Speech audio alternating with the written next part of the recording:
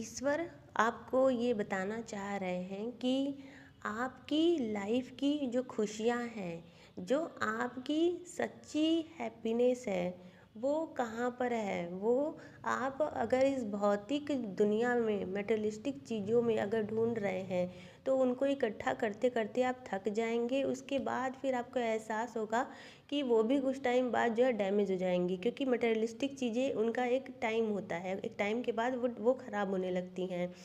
तो परमानेंट क्या चीज़ है जो कि आपको हैप्पीनेस देगी, और आत्मा की जो खुशी है, आत्मा की जो शांति है, वो वो बहुत ही कीमती है। ऐसे ही आसानी से ना ही मिलता है, और ना ही ऐसे ही आसानी से वो ख़त्म होता है, जाता है।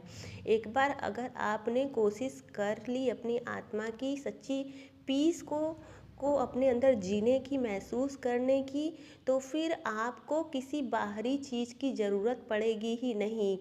जिस दिन आपको ये समझ में आ गया कि आप खुद में ही पूर्ण हैं, पहले आप खुद में अपने आप को स्टेबल एनर्जी में लेके आइए, तब जाके आप अपने अंदर जो है आप फिर बाहर भागना जो है बंद कर देंगे। बाहर हम क्यों भागते हैं? क्योंकि किसी न किसी चीज़ की कमी होती है, चाहे वो मटेरियलिस्टिक चीज़ों की हो, चाहे वो इमोशन की हो, तब इंसान बाहर सहारा लेने के लिए। लेकिन आपको अपने अंदर की मजबूती और स्टेबिलिटी पर काम करना है। यहाँ पर ये संदेश ईश्वर द्वारा दिया जा रहा है, क्योंकि आप इस पृथ्वी पर जब आप में क्षमता है कि आप जन्म ले सकते हैं, इस दुनिया में अकेले आ सकते हैं, तो फिर आप इस दुनिया में सरवाइव भी कर सकते हैं। ये भी आपके अंदर क्षमता है।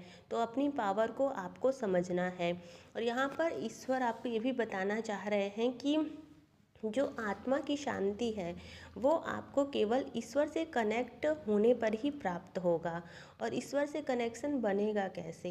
ईश्वर से कनेक्शन अगर बनाना है आपको, तो आपको सबसे पहले अपने कर्म सुधारना होगा, अपना सोच सुधारना होगा, अपनी क्रिया सुधारनी होगी, अपने एक्शन सुधारने होंगे, अपनी सोच सुधारनी होगी, अपने विचार सुधारने होंगे।